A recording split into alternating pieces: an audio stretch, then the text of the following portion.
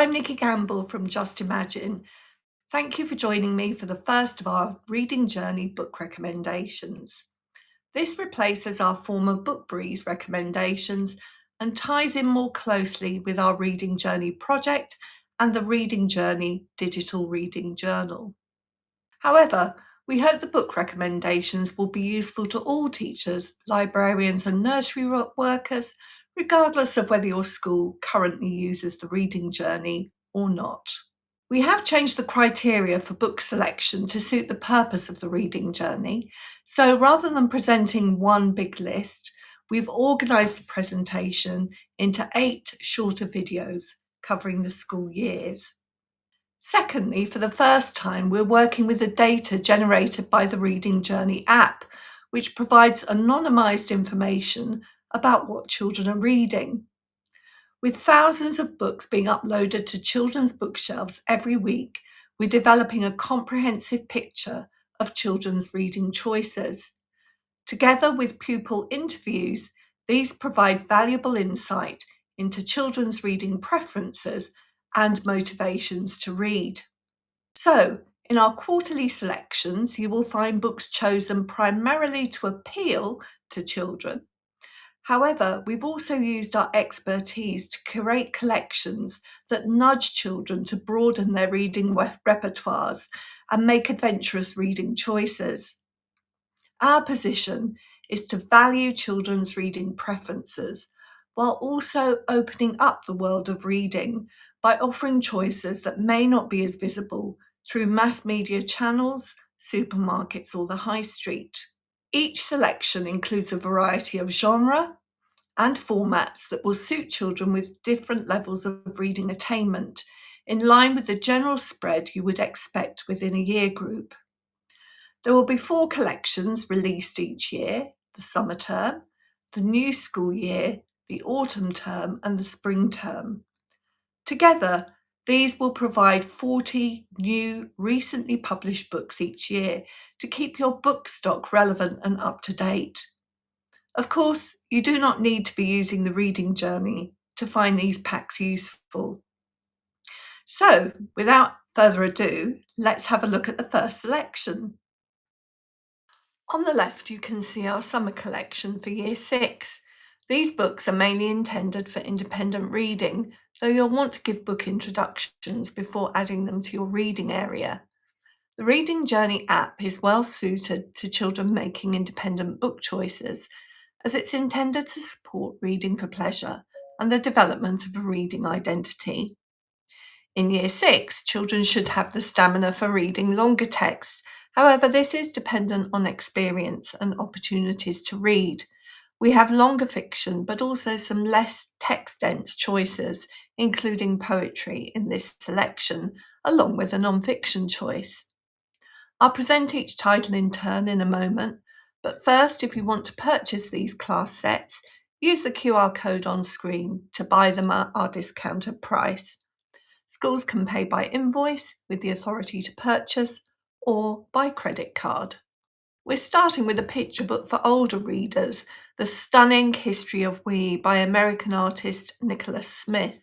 There's a gorgeous blending of poetic prose with painterly digitally produced images, using a technique of application that Smith has finessed. It creates a textured effect similar to oil painting.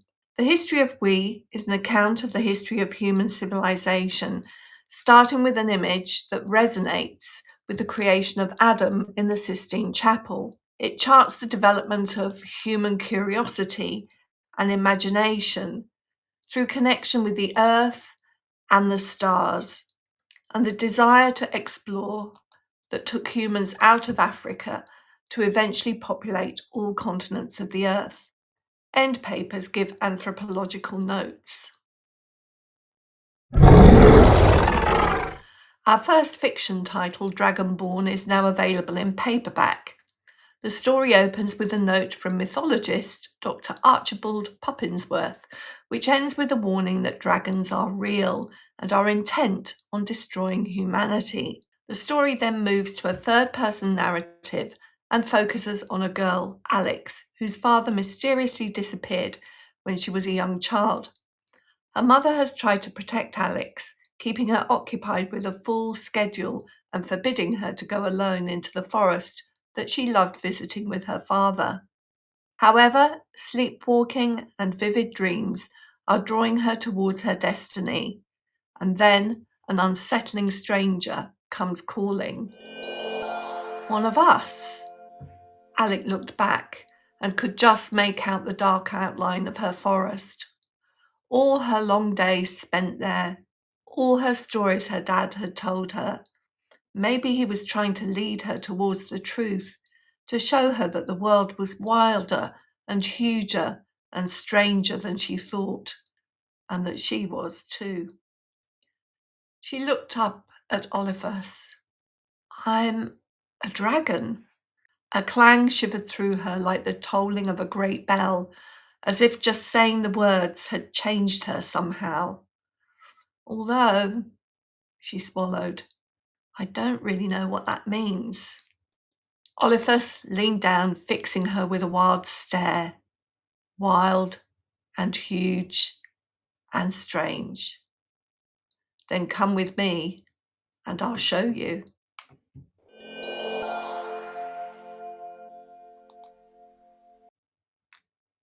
James Fox's Boy vs. Reality is a standalone novel about Ethan and his family of influencers. Every minute of his day is programmed. A new water park is opening, and the family have been invited for a private view along with other influencers. Dad is ever ready with his camera, poised to capture a story. It's decided that the story should be Ethan trying out and conquering his fear of the Aqueduct water slide. It's Ethan's worst nightmare, but he's coerced into participating.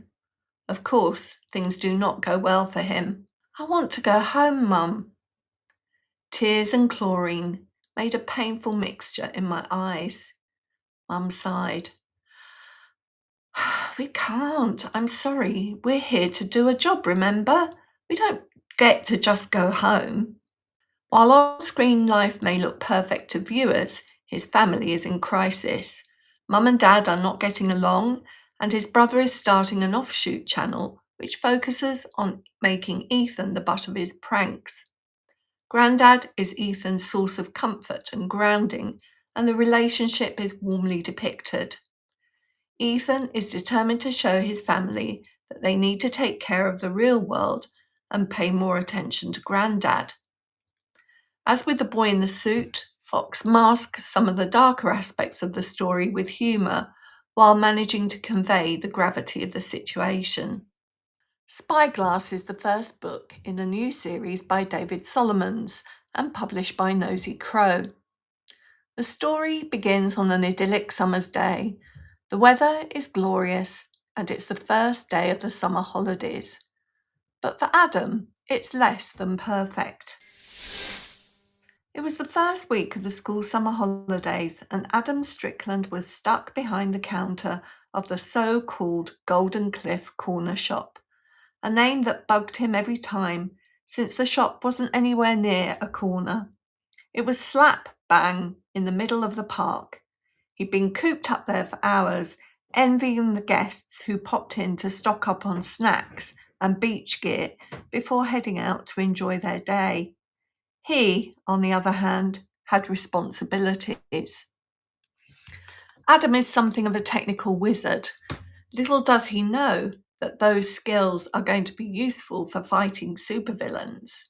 When Adam and his friends Zada and Taylor stumble on an MI6 spy master's hideaway, it's the beginning of their high-octane adventure and battle against the villainous Dr. Toe. The story has a humorous James Bond vibe, a fast-paced plot, and black and white full-page illustrations. Along with the strong cover look, it will certainly attract readers to the bookshelf.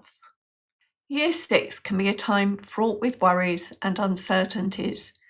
Knowing you are not alone can be comforting, and Nat Lertseema's The Overthinkers Club is a book that seeks to provide reassurance. Birdie is an overthinker, and with upcoming family changes, she has a lot to worry about.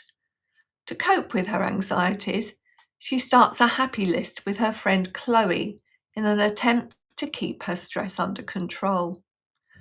Through the ups and downs of the narrative, including a BFF falling out, the happy list is her companion. It's written in a first-person voice and illustrated format that children of this age group find appealing. At 330 pages, it's on a par with Lottie Brooks and Dork Diaries. The Overthinkers Club is published by Usborne. Daredevil is the latest book in Lisa Williamson's Big School series. It's illustrated by Jess Bradley. This school story series taps into the concerns of Year 6 children with its focus on starting secondary school. There are no superheroes or villains, just ordinary children getting into ordinary scrapes and navigating relationships. It's beautifully observed, and many children will recognise themselves in the story. Readers who enjoy fairy tales will be pleased to see a sequel to The House with Chicken Legs by Sophie Anderson. In The House with Chicken Legs Runs Away, we have the same cast of characters but a new Yaga. The story starts. My house has been behaving strangely lately. It started with the glowing mushrooms. Overnight, they grew all over the floors and walls. In the morning, their caps opened and clouds of glittering spores erupted, filling the air with an acrid, choking smell. Yaga Tatiana and I wore our headscarves over our mouths while we scraped the thick stalks away. A week later, purple vines grew from the rafters. They were stippled with tiny green thorns and followed us around the house, curling around our limbs and pricking our skin, leaving a stinging rash like nettles. Jack squawked at them constantly, pecked at them with his beak, and flapped his wings angrily whenever they snaked close to him. Yaga Tatiana and I dressed in several layers of clothes to protect ourselves as we cut the vines down. The house fell into a huff then. Its eaves scowled and smoke puffed grumpily from the chimney. Marinka doesn't understand why the house is behaving this way. Then the gate to the afterlife explodes, sucking everyone towards it. Something isn't right. And then the house runs away. Marinka and her friends chase after it, travelling to far-flung lands and discovering long-lost truths. But Marinka's deepest fear is what if the house never stops running? This is a book that has all the originality of the first one, and it's a literary read that will suit avid readers. The internal black and white illustrations by Elisa Pagnelli add to the atmosphere. Our final fiction choice is a murder mystery from Michelle Harrison, A Clock Strikes Murder. Identical twins born minutes apart but in different years who can freeze time is a brilliant concept for time travel. Spike and Mary are back on the case, and this time they're in Greece. The cursed Medusa painting is up for auction, but anyone who looks directly at it will die. When one of the bidders is found dead and the painter's owner goes missing, the twins use their time-bending powers to investigate. Although the twins can briefly stop time, that alone is not enough to solve the crime. Like magic, it needs to be limited to create enough tension. The characters are relatable. Twins Mary and Spike are like chalk and cheese, and the sisterly friction will no doubt chime with children who have siblings. Our poetry choice is Poetry Pizza by Simon Mole, illustrated by Tom McLaughlin and published by Otterbury Books. It's important to include poetry for a wealth of reasons, not least because bite-sized reading will definitely suit some readers in your class. Poetry Pizza is a wide-ranging collection covering topics from a boy who can solve Rubik's Cubes with his feet to a poem that encourages children to be happy in their own skin. This is a great choice for your book corner. And so on to our non-fiction choice. In Formula Fast, Matt Ralphs and Dragan Kordic combine talents to immerse readers in the Formula One experience. There's plenty of detail in this highly illustrated non-fiction to please Formula One enthusiasts or those more generally interested in motorsports or mechanics. And here are some of the internal spreads. So we have one here about legendary cars.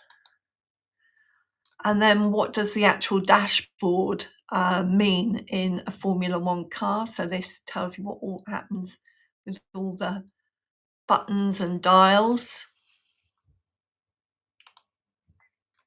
And then haven't you always wondered what happens in the pit stop when all these people rush to the car and seem to be able to do just about everything in 10 seconds? So this shows you what happens in the pit stop. So that rounds up this selection. I hope you found this useful and that you'll join me again in July when I'll be presenting the collections for the new academic year. If you'd like to find out more about the reading journey, we're offering schools a month's free trial this summer. Please get in touch with assistant@justimagine.co.uk and we can set you up. Please note that the reading journey is only available to verified schools in the UK and internationally. It's not available to individuals or to other companies. Until the next time, have a great term. See you then.